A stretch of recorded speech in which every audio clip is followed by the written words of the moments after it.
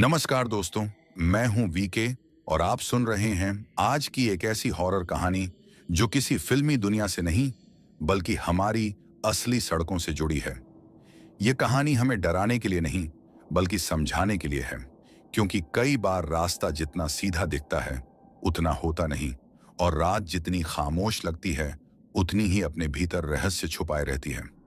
Highway पर चलने वाला हर ड्राइवर जानता है कि स्टीयरिंग सिर्फ गाड़ी नहीं मोड़ती, वह किस्मत भी मोड़ देती है। एक छोटी सी लापरवाही, एक गलत मोड़ या किसी अनसुनी चेतावनी को नजरअंदाज करना जिंदगी को ऐसे मोड़ पर ले जा सकता है जहां से लौटना आसान नहीं होता। इस कहानी में कोई उड़ती हुई आत्मा नहीं है, कोई अचानक मरने वाला किरदार नहीं है, लेकिन जो है वह जमीन से जुड़ा हुआ डर है। ऐसा डर जो असली ड्राइवर रात में महसूस करते हैं, जब सड़क खाली होती है और दिमाग सवालों से भर जाता है। आज की कहानी कोलकाता टू सिलीगुड़ी हाईवे की है। एक ऐसा रास्ता जिसे दिन में लोग आम सफर समझते हैं, लेकिन रात होते ही वही रास्ता अफवाहों, लोक कथाओं और अनकही सच्चाइयों से भर जाता है।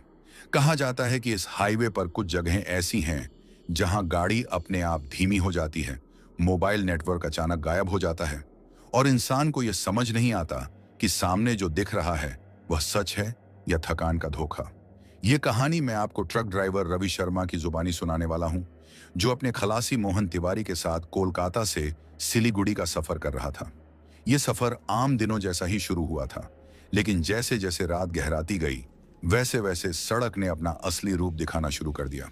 तो दोस्तों, बिना किसी देरी के आइए सुनते हैं कोलकाता से सिलीगुड़ी हाईवे, ट्रक ड्राइवर की खौफनाक ऑफबीती। एक ऐसी कहानी जो डर के साथ साथ ये भी सिखाएगी कि रात की सड़क पर सबसे जरूरी चीज हिम्मत नहीं, समझदारी होती है। कोलकाता का आसमान उस दिन कुछ ज्यादा ही भारी लग रहा था, जैसे बादल सिर्फ हम बारिश नहीं बल्कि कोई अनकही बात अपने भीतर दबाए खड़े हों। मैं रवि शर्मा पिछले 15 सालों से ट्रक चला रहा हूं। देश के आधे से ज्यादा हाईवे मेरी आंखों के सामने से गुजर चुके हैं, लेकिन हर सफर शुरू होने से पहले दिल के किसी कोने में हल्की सी घबराहट आज भी रहती है। शायद इसलिए क्योंकि सड़क कभी पूरी तरह पहचानी नहीं जाती। उस शाम मैं हावड़ा के पास ट्रांसपोर्ट नगर में खड़ा था। हमारा ट्रक स्टील के रॉड से लदा हुआ था, सिलीगुड़ी तक का माल था और समय पर पहुंचना जरूरी। मेरे साथ खलासी मोहन तिवारी था, उम्र में मुझसे छोटा लेकिन अनुभव में कम नहीं। दोनों ने चाय पी, ट्रक का चक्कर लगाया, टायर देखे, ब्रेक चेक किए। ऊपर से देखने में सब सामान्य था, मगर मन में एक अजीब सी बेचैनी थी जिसे मैं थकान समझकर टाल देना चाहता था। कोलकाता से निकलते वक्त शहर की रोशनी अभी साथ थी, सड़क पर ट्रैफिक था, हॉर्न की आवाजें थीं, लेकिन जैसे जैसे हम शहर की सीमा पार करते गए भीड़ कम होती गई और सड़क लंबी होती चली गई। एनएच की सीधी लाइनें सामने फैलने लगीं। मोहन ने धीरे से कहा कि इस रूट पर रात में कुछ जगहें ऐसी हैं जहां पुराने ड्राइवर बिना वजह रुकने से मना करते हैं। मैंने हंसकर बात टाल दी, क्योंकि हर हाईवे की अपनी कहानियां होती हैं और ज्यादातर किस्से डर से ज्यादा थकान से जन्म लेते हैं। मगर मन ने उस बात को पूरी तरह छोड़ा नहीं। दिन ढलने लगा था, आसमान में नारंगी और नीले रंग आपस में घुल रहे थे। हम दार्जिलिंग मोड़ से पहले वाले इलाके की ओर बढ़ रहे थे। सड़क के दोनों ओर हरियाली घनी होती जा रही थी, छोटे छोटे गांव पीछे छूटते जा रहे थे, ढाबों की रोशनी दूर से टिमटिमाती दिखती थी। एक जगह मोहन ने कहा कि यहीं कहीं पुराने ड्राइवर रात में गाड़ी रोकने से मना करते हैं। कहते हैं कि देर रात यहां ट्रक अपने आप भारी लगने लगता है। मैंने स्टीयरिंग कसकर पकड़ी और कहा कि मशीन है, दिमाग का वहम है। लेकिन सच ये था कि एक्सीलरेटर दबाने पर भी ट्रक में वो खिंचाव नहीं आ रहा था जो आमतौर पर होता है। मैंने गियर बदला, आरपीएम देखा, सब ठीक था, फिर भी ट्रक जैसे सुस्त पड़ गया हो। मोहन चुप हो गया। बाहर अंधेरा गहराने लगा था, सड़क अब पहले से ज्यादा सुनसान लग रही थी। मोबाइल नेटवर्क एक दो बार झटका खा चुका था। रेडियो में गाना बीच में कट गया, सन्नाटा फैल गया, वही सन्नाटा जिसमें इंजन की आवाज भी अलग तरह से सुनाई देती है। मैंने मन ही मन खुद को समझाया कि यह लंबा रूट है, दिमाग खेल कर रहा है। लेकिन तभी दूर सामने एक पुराना सा ढाबा दिखा, पीली रोशनी, टीन की छत, बाहर कोई गाड़ी नहीं। मोहन ने कहा कि चाय पी लेते हैं, रात लंबी है। मैं रुका नहीं। पता नहीं क्यों उस ढाबे की तरफ देखने का मन नहीं हुआ। ऐसा लगा जैसे वह जगह हमें देख रही हो। हम आगे बढ़ गए। कुछ किलोमीटर बाद सड़क और सुनसान हो गई। जंगल का हिस्सा शुरू हो चुका था। दोनों ओर पेड़ इतने घने कि हेडलाइट की रोशनी उनके बीच घुसकर लौट आती थी। हवा में अजीब सी नमी थी। ट्रक के अंदर भी ठंडक महसूस होने लगी। मैंने जैकेट ठीक की। मोहन ने धीरे से पूछा कि क्या कभी इस रोड पर किसी ने रात में अजीब चीज देखी है। मैंने कहा, सुनी सुनाई बातें बहुत हैं, पर हमें अपने काम से मतलब रखना चाहिए। मगर सच यह है कि उस पल मुझे खुद अपनी बात पर पूरा भरोसा नहीं था, क्योंकि सड़क सीधी होते हुए भी खत्म होती नहीं दिख रही थी, जैसे हम एक ही हिस्से में घूम रहे हों। मीटर आगे बढ़ रहा था, लेकिन माहौल वहीं बना हुआ था। यह एहसास नया नहीं था, लेकिन इस रूट पर पहली बार ऐसा लग रहा था। तभी सामने से आती हवा में एक अजीब सी गंध घुली, जैसे गीली मिट्टी और जले हुए पत्तों की। मोहन ने खिड़की बंद कर ली। मैंने स्पीड बढ़ाई। दिल में बस यही चाहा थी कि यह जंगल जल्दी खत्म हो और कोई रोशनी दिखे। लेकिन कोलकाता से सिलीगुड़ी की इस रात ने अभी अपना असली रूप दिखाना शुरू ही किया था, और हमें अंदाजा नहीं था कि आगे जो आने वाला है वह सिर्फ सुनी सुनाई लोक कथाओं तक सीमित नहीं रहेगा, बल्कि हमारी अपनी आपबीती बनकर हमारे साथ चलेगा। लंबी सड़क पर ट्रक की हेडलाइट आगे का अंधेरा काटती रही, और हम दोनों चुपचाप उस रात के अंदर और गहराई तक उतरते चले गए। रात अब पूरी तरह अपनी पकड़ बना चुकी थी। ट्रक की हेडलाइट के बाहर जो कुछ भी था वह बस अंधेरा, पेड़ों की कतारें और बीच बीच में सड़क पर चमकती सफेद लाइनें थीं। मैं लगातार आगे देख रहा था, लेकिन दिमाग पीछे छूट चुके उस ढाबे और मोहन की बातों में उलझा हुआ था। ऐसा नहीं था कि मैंने पहले कभी जंगल वाला हाईवे नहीं देखा, लेकिन इस रास्ते पर सन्नाटा कुछ ज्यादा ही बोल रहा था। इंजन की आवाज में हल्की सी घरघराहट घुलने लगी थी। मैंने गियर डाउन किया। ट्रक संभल गया, मगर दिल की धड़कन तेज हो गई। मोहन ने पानी की बोतल उठाई, 2 घूंट पिए और बिना मेरी तरफ देखे बोला कि भैया, इस रोड पर एक बात मशहूर है, रात में अगर अचानक मन भारी होने लगे तो बिना रुके आगे बढ़ते रहो, पीछे मुड़कर मत देखो। मैंने हल्की सी हंसी हंसने की कोशिश की और कहा कि तुम भी ड्राइवरों की बातों में आ गए हो, लेकिन अंदर कहीं मैं खुद यही चाह रहा था कि कोई भी हाल हो, रुकना नहीं है। कुछ दूर आगे एक पुराना सा पुल आया। छोटा नहीं था, लेकिन बहुत बड़ा भी नहीं। लोहे की रेलिंग जंग खाई हुई, नीचे से पानी की आवाज नहीं आ रही थी, जैसे नदी सूखी हो या बहुत गहरी। मोहन ने बताया कि पुराने ड्राइवर कहते हैं इस पुल पर रात में कभी गाड़ी बंद हो जाए तो उतरना नहीं चाहिए, चाहे कोई आवाज आए या कोई बुलाए। मैंने बिना कुछ कहे ट्रक को सीधा पुल पर चढ़ा दिया। हेडलाइट की रोशनी पुल की रेलिंग से टकराकर अजीब सी परछाइयां बना रही थी। ऐसा लग रहा था जैसे कोई साथ साथ चल रहा हो। पुल पार करते समय अचानक ट्रक का रेडियो अपने आप चालू हो गया, बिना किसी स्टेशन के। बस खरखराहट और बीच बीच में टूटी फूटी सी आवाजें। मोहन ने रेडियो बंद किया। दोनों ने एक दूसरे की तरफ देखा, लेकिन कुछ कहा नहीं। पुल पार होते ही सड़क थोड़ी नीचे की तरफ मुड़ गई। यहां से चाय बागान का इलाका शुरू होता है। दिन में यह जगह बहुत खूबसूरत लगती है, लेकिन रात में वही झाड़ियां और कतारें अंधेरे में कुछ और ही रूप ले लेती हैं। अचानक सड़क के किनारे हेडलाइट की रोशनी में कुछ हिला। मैंने ब्रेक पर पैर रखा। ट्रक धीमा हुआ। ध्यान से देखा तो 2-3 गायें थीं जो अचानक सड़क के पास आ गई थीं। दिल जोर से धड़का। मोहन ने राहत की सांस ली, लेकिन इसी बीच मुझे एहसास हुआ कि सड़क के उस हिस्से में कोई घर, कोई रोशनी, कोई आवाज नहीं थी, सिर्फ हम और वह अंधेरा। मैंने स्पीड दोबारा बढ़ाई, लेकिन ट्रक फिर से वही भारीपन दिखाने लगा, जैसे किसी ने पीछे से पकड़ रखा हो। मैंने खुद से कहा कि यह ढलान है, लोड भारी है, दिमाग बेकार में खेल कर रहा है। मगर मोहन ने धीरे से कहा कि भैया, आपको लग रहा है क्या ट्रक खींच रहा है? उसके इतना कहते ही मेरी रीढ़ में हल्की सी सिहरन दौड़ गई, क्योंकि वही बात मेरे मन में भी थी। लेकिन मैंने उसे डराने के बजाय कहा कि चुप रहो और आगे देखते रहो। कुछ किलोमीटर बाद हमें सड़क किनारे एक टूटा फूटा साइन बोर्ड दिखा, आधा झुका हुआ। उस पर जगह का नाम ठीक से पढ़ा नहीं जा रहा था। बस इतना समझ आया कि आगे कोई छोटा सा गांव है, लेकिन उस गांव की तरफ जाने वाली सड़क पूरी तरह अंधेरे में डूबी थी। मोहन ने बताया कि इस इलाके में एक लोक कथा चलती है कि कई साल पहले यहां रात में एक ट्रक पलट गया था। कोई मरा नहीं था, लेकिन ड्राइवर महीनों तक बोल नहीं पाया। कहते हैं कि उसने कुछ ऐसा देख लिया था जो दिमाग सहन नहीं कर पाया। मैंने स्टीयरिंग कसकर पकड़ी और कहा कि बस अब चुप। इस तरह की बातें रात में और भारी लगती हैं, लेकिन सच यह था कि उस पल सड़क मुझे देख रही थी। जैसे हर मोड़ पर कोई सवाल खड़ा हो। हवा अचानक तेज चलने लगी, पेड़ों की पत्तियां आपस में टकराने लगी। आवाज ऐसी कि जैसे कोई धीरे धीरे फुसफुसा रहा हो। मैंने खिड़की पूरी बंद कर ली। ट्रक के केबिन में बस इंजन और हमारी सांसों की आवाज बची। कुछ देर बाद सामने दूर एक और ढाबे की हल्की रोशनी दिखी। इस बार मैंने ट्रक धीमा किया। मन में ख्याल आया कि थोड़ी देर रुक जाए, लेकिन जैसे ही हम पास पहुंचे, देखा कि ढाबा बंद था। कुर्सियां उल्टी पड़ी थीं, ताला जंग लगा हुआ और बोर्ड पर लिखा नाम आधा मिट चुका था। ऐसा लग रहा था जैसे बरसों से कोई आया ही ना हो। मैंने बिना रुके ट्रक आगे बढ़ा दिया। उस पल मुझे साफ समझ आ गया कि इस हाईवे की डरावनी बातें सिर्फ अफवाह नहीं हैं।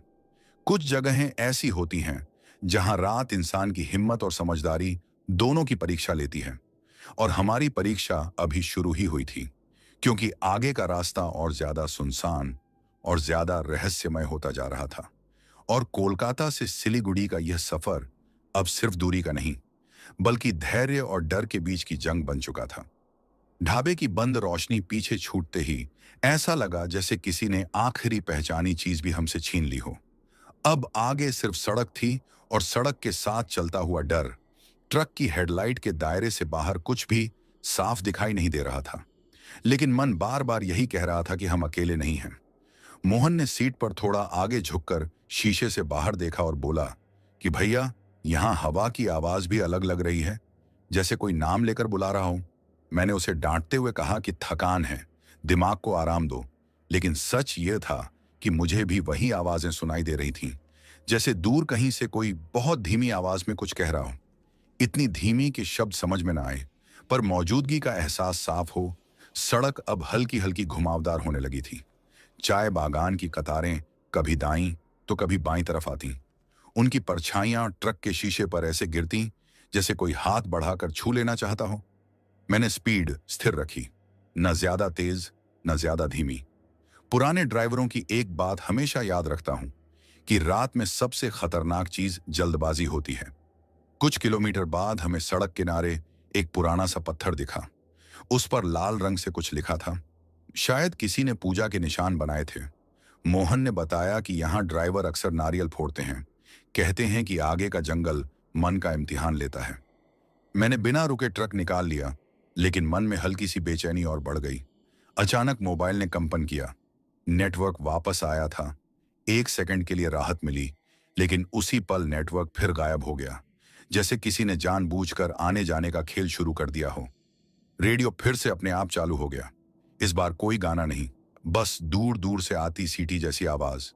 मोहन ने हाथ बढ़ाकर उसे बंद कर दिया और बोला कि अब बस चुपचाप निकलते हैं। बात करने से डर बढ़ता है।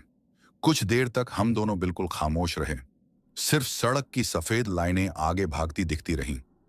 तभी मुझे लगा कि ट्रक के पीछे से हल्की सी थक थक की आवाज आ रही है, जैसे कोई लोहे पर धीरे से दस्तक दे रहा हो। मैंने साइड मिरर में देखा, कुछ नहीं था। मोहन ने भी पीछे झांका। उसने कहा कि शायद पत्थर उछल कर लगा होगा। मैंने खुद को यही समझाया, लेकिन आवाज दोबारा आई, इस बार जरा साफ।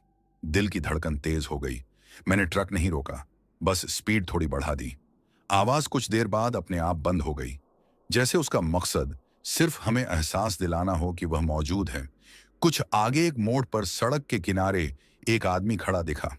हेडलाइट में उसका चेहरा साफ नहीं दिखा, बस कंधे पर कोई कपड़ा डाले खड़ा था। मोहन ने कहा कि भैया कोई मदद चाहता होगा, लेकिन उसी पल मेरे अंदर से एक आवाज आई कि मत रोको। पुराने किस्से याद आए कि रात में इस इलाके में खड़े लोग अक्सर असली नहीं होते। मैंने बिना हॉर्न दिए ट्रक निकाल लिया। जैसे ही हम पास से गुजरे, मुझे लगा कि वह आदमी हमारी तरफ देख रहा है। उसकी नजर सीधे केबिन के अंदर थी, लेकिन शीशा पारदर्शी होते हुए भी उसकी आंखें दिखी नहीं। ट्रक आगे निकल गया। मैंने आईने में देखा, वह आदमी अब दिखाई नहीं दे रहा था, जैसे कभी था ही नहीं। मोहन ने कुछ नहीं कहा।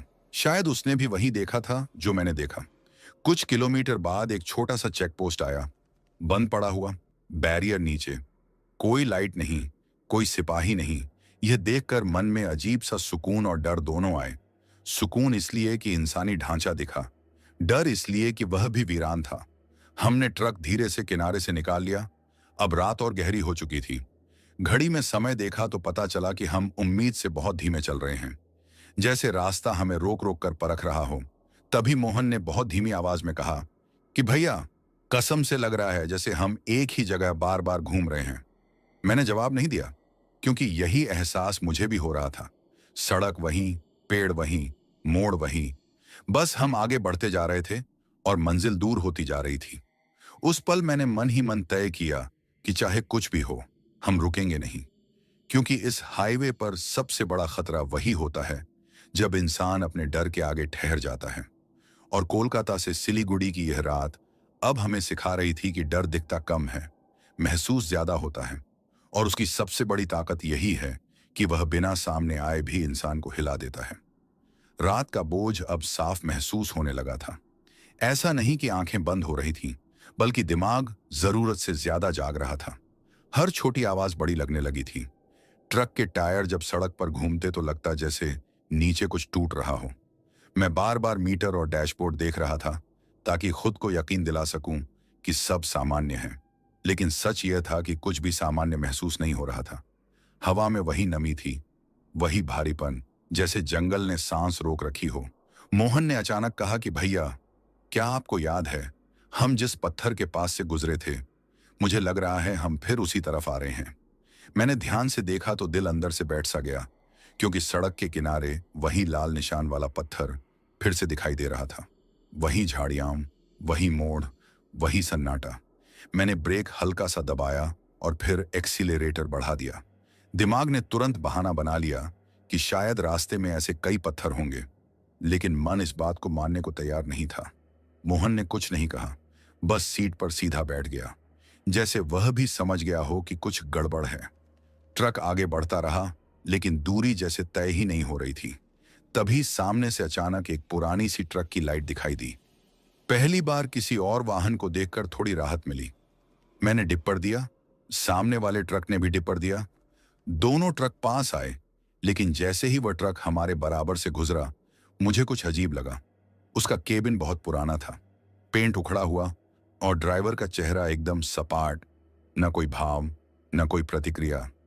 मोहन ने भी धीरे से कहा कि भैया, उसने हमें देखा ही नहीं।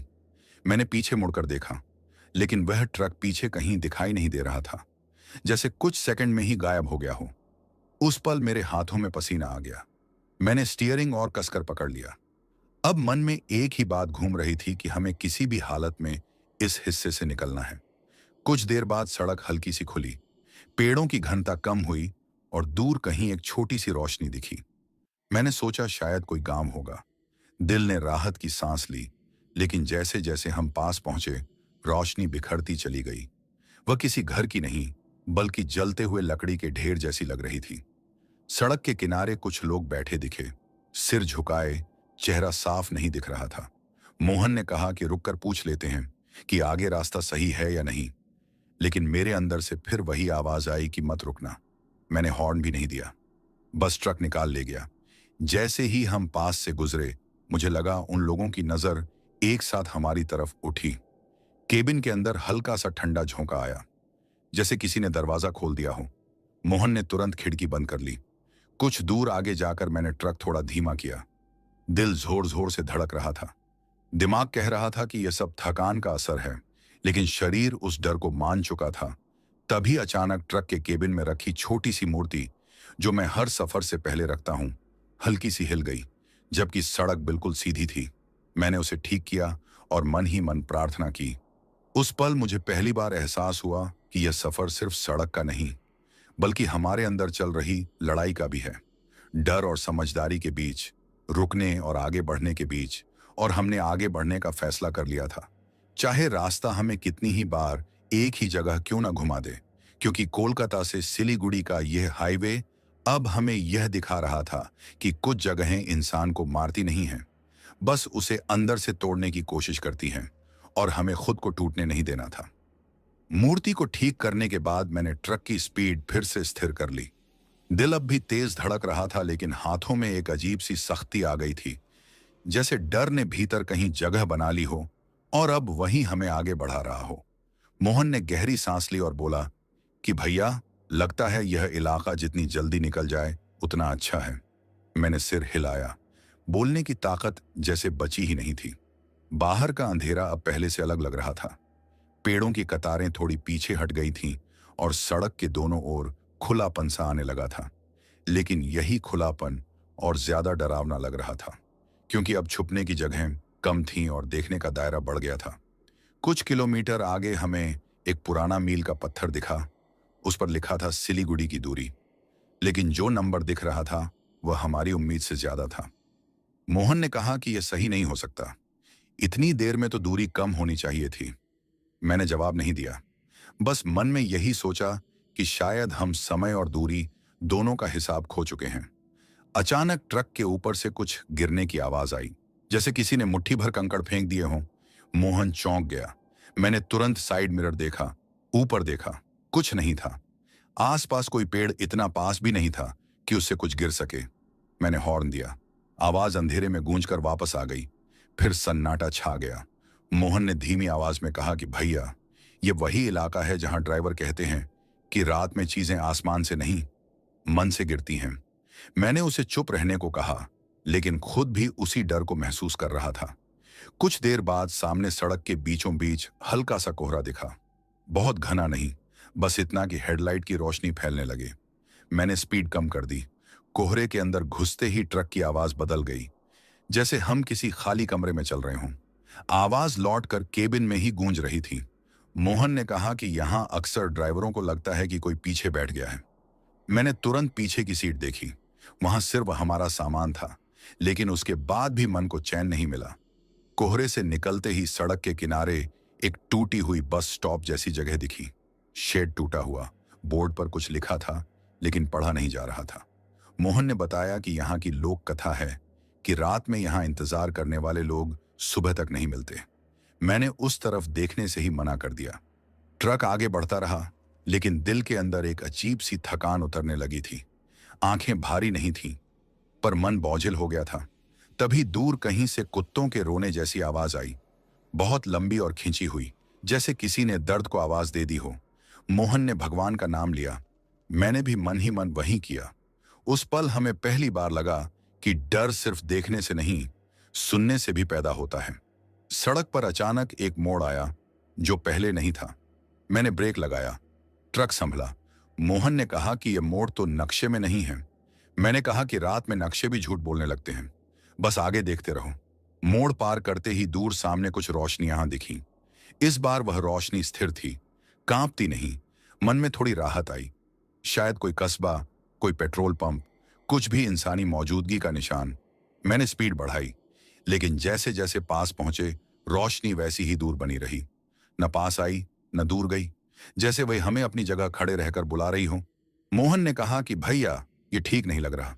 मैंने जवाब दिया कि हमें बस चलते रहना है, रुकना नहीं है, क्योंकि इस हाईवे पर रुकना सबसे आसान और सबसे खतरनाक फैसला होता है। और कोलकाता से सिलीगुड़ी का यह सफर अब हमें यही सिखा रहा था कि कभी कभी मंजिल तक पहुंचने के लिए रास्ते को नहीं, अपने डर को पार करना पड़ता है।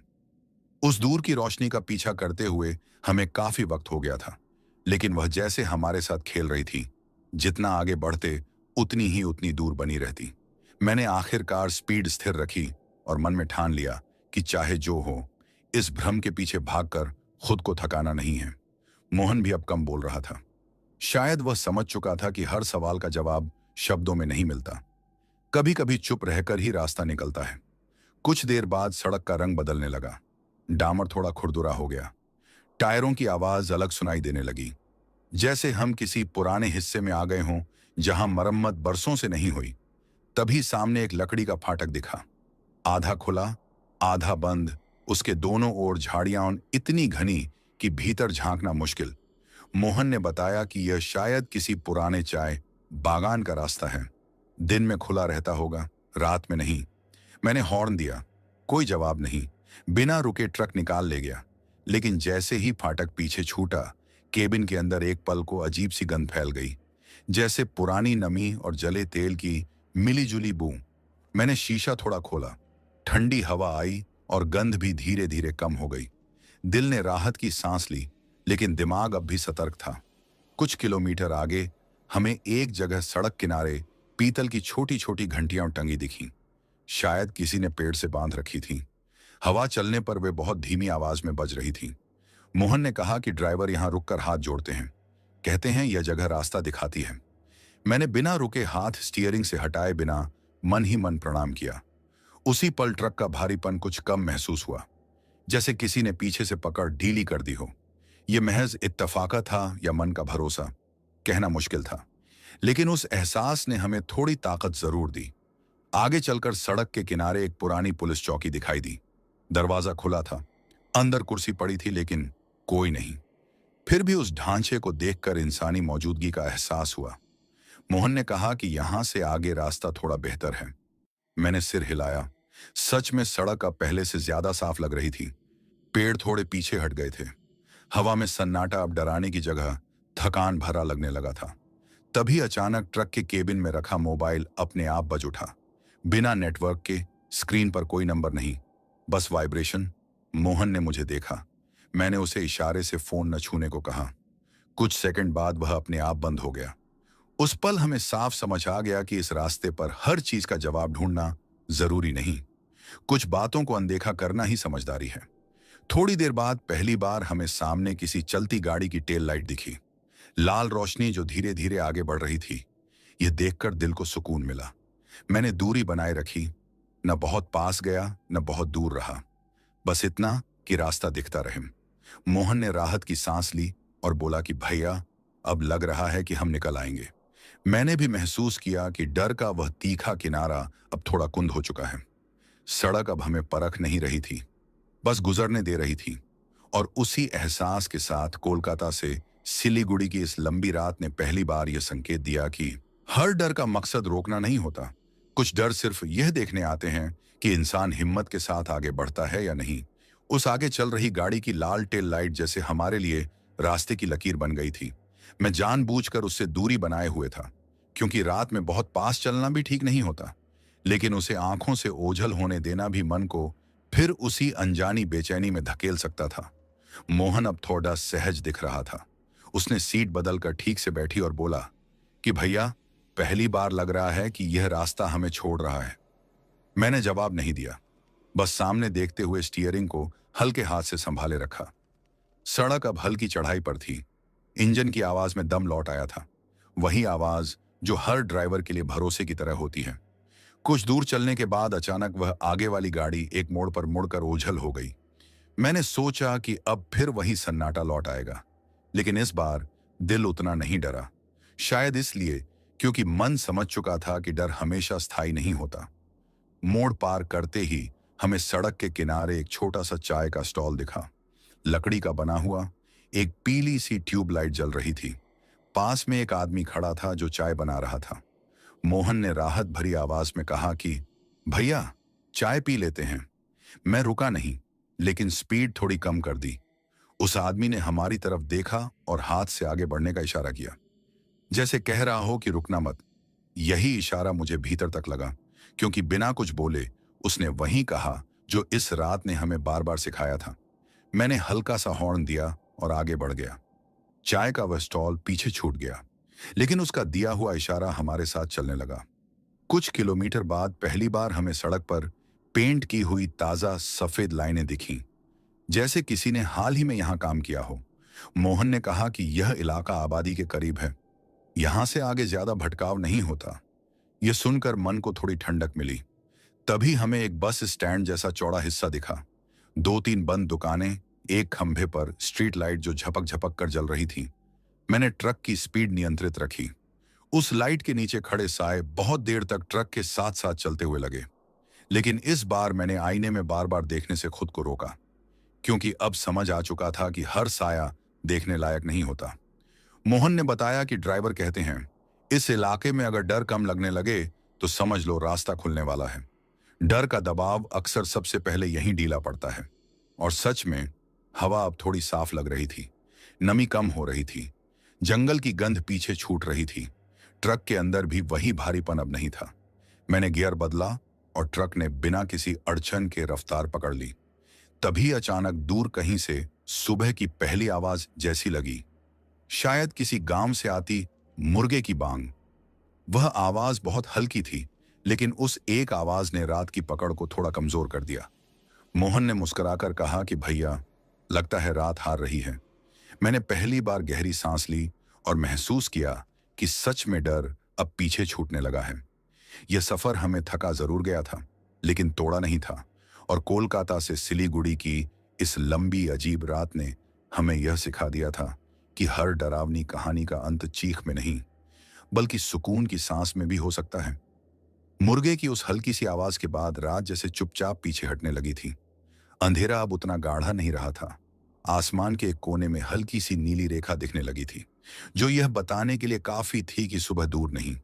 लेकिन रास्ता अभी खत्म नहीं हुआ था, और इस हाईवे की आदत थी कि वह आखिरी मोड़ तक इंसान को पूरी तरह छोड़ता नहीं। ट्रक अब पहले से बेहतर चल रहा था। इंजन में वही पुराना भरोसा लौट आया था। मोहन ने पानी पिया और बोला कि भैया, लगता है अब सब ठीक है। लेकिन मैंने उसे टोक दिया, क्योंकि पुराने ड्राइवर कहते हैं कि जब तक मंजिल सामने न दिखे, तब तक सफर को हल्के में नहीं लेना चाहिए। कुछ किलोमीटर आगे बढ़ते ही हमें सड़क किनारे खेत दिखाई देने लगे।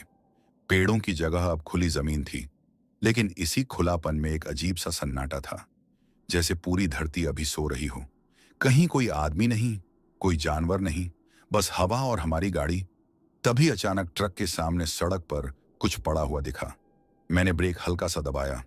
ध्यान से देखा तो वह एक टूटी हुई साइकिल थी, जंग लगी, आधी सड़क पर पड़ी हुई। मोहन ने कहा कि भैया, इसे देखकर रुकने का मन कर रहा है। लेकिन मैंने ट्रक को साइड से निकाल लिया, क्योंकि इस रात ने हमें सिखा दिया था कि हर अधूरी चीज के पास रुकना जरूरी नहीं होता। आगे बढ़ते ही मन में एक अजीब सी बेचैनी हुई, जैसे हमने कुछ अनदेखा कर दिया हो। लेकिन उसी के साथ यह भी महसूस हुआ कि अब यह बेचैनी डर से ज्यादा थकान की थी। कुछ देर बाद हमें एक छोटा सा पुल मिला। इस बार पुल के नीचे पानी की हल्की आवाज साफ सुनाई दे रही थी। यह आवाज अजीब तरह से सुकून देने वाली थी, जैसे कोई कह रहा हो कि जिंदगी अभी भी सामान्य है। मोहन ने मुस्कुराकर कहा कि भैया, पानी की आवाज सुनकर अच्छा लग रहा है। मैंने सिर हिलाया। सच में यह पहली आवाज थी जो डर नहीं, आराम दे रही थी। पुल पार करते ही हमें एक बोर्ड दिखा, जिस पर साफ लिखा था, अगला कस्बा कुछ ही किलोमीटर दूर है। यह पढ़कर दिल ने पहली बार पूरी तरह राहत की सांस ली। लेकिन तभी सड़क के किनारे एक बूढ़ा आदमी खड़ा दिखा। सफेद धोती, कंधे पर गमछा, हाथ में लकड़ी की छड़ी। वह सीधे सड़क की तरफ देख रहा था। मैंने स्पीड कम की, लेकिन रोका नहीं। मोहन ने कहा कि भैया, यह आदमी अजीब नहीं लग रहा, बल्कि थका हुआ सा है। मैंने भी यही महसूस किया। उसके चेहरे पर डर नहीं था, बस एक शांत गंभीरता थी, जैसे वह रात का पहरेदार हो। जैसे ही हम उसके पास से गुजरे, उसने हल्के से सिर हिलाया, मानो विदा दे रहा हो। उस एक इशारे ने दिल को अजीब सा सुकून दिया, जैसे किसी ने कहा हो कि अब तुम सुरक्षित हो। उसके बाद रास्ता साफ होता चला गया। सड़क चौड़ी, रोशनी थोड़ी थोड़ी बढ़ती हुई और आसमान धीरे धीरे रंग बदलता हुआ। अब हम बात करने लगे थे, लेकिन उन बातों में डर नहीं था। बस यह एहसास था कि हमने एक लंबी परीक्षा पार कर ली है।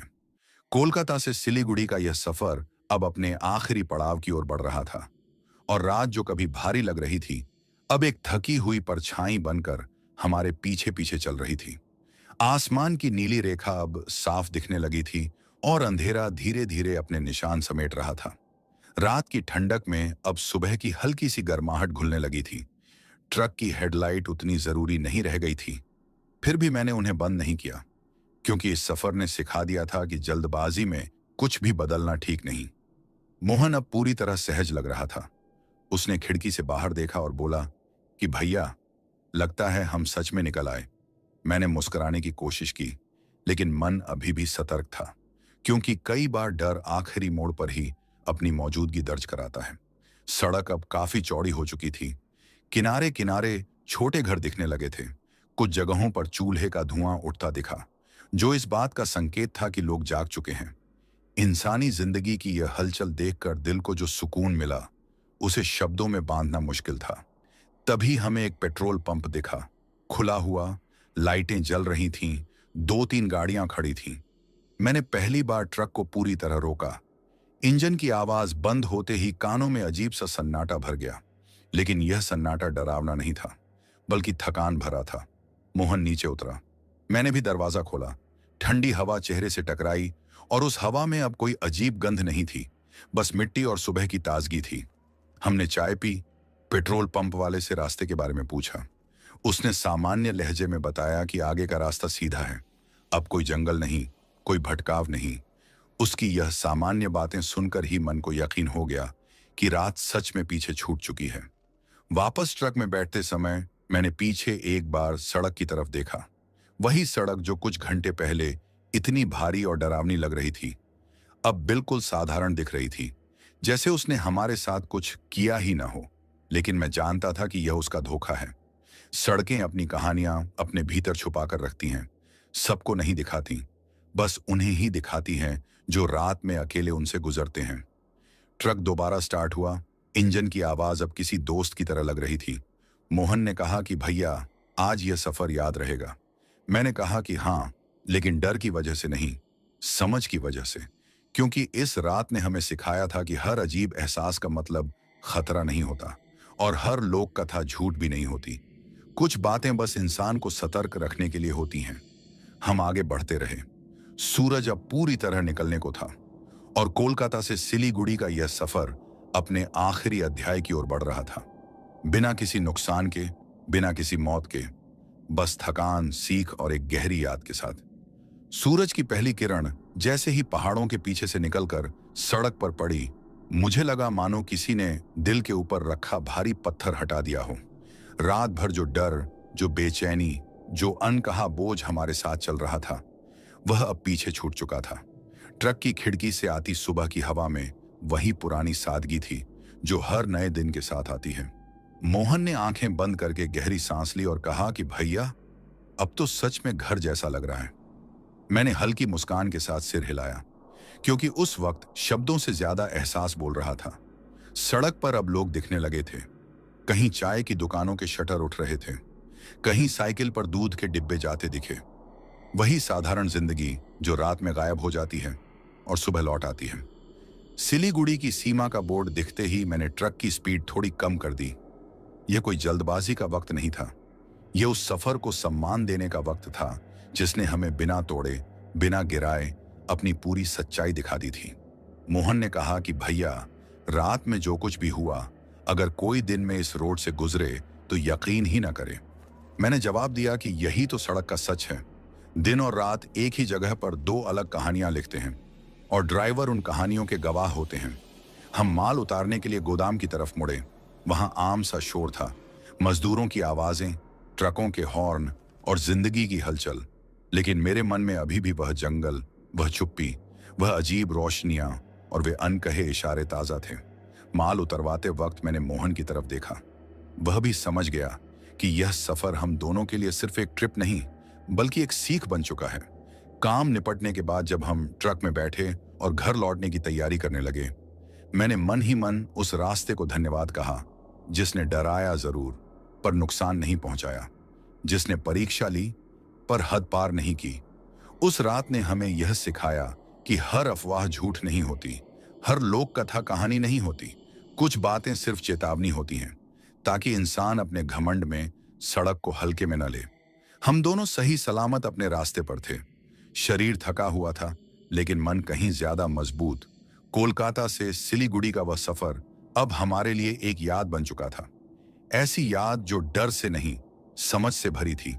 और जब भी आगे किसी सुनसान हाईवे पर रात कटेगी, तो हम उस रात को याद करके यही कहेंगे कि सड़क से लड़ना नहीं चाहिए, उसे समझना चाहिए।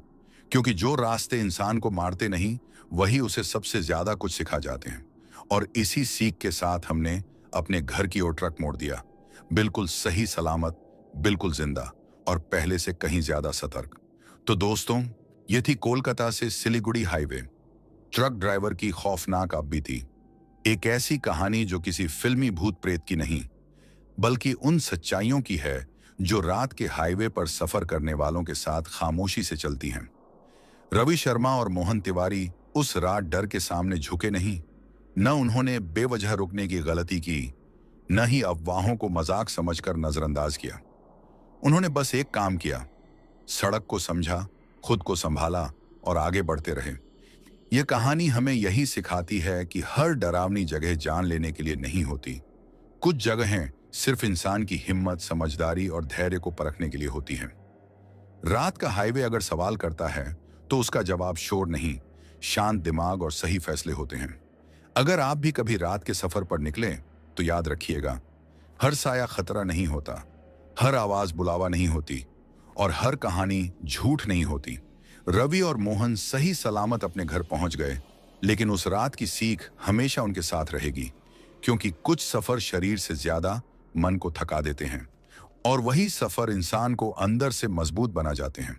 अगर आपको यह कहानी पसंद आई हो तो वीके हॉरर चैनल को सब्सक्राइब करना न भूलें, क्योंकि यहां डर सिर्फ सुनाया नहीं जाता, समझाया भी जाता है।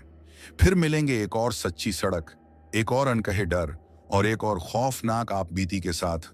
तब तक के लिए सतर्क रहिए, सुरक्षित चलिए।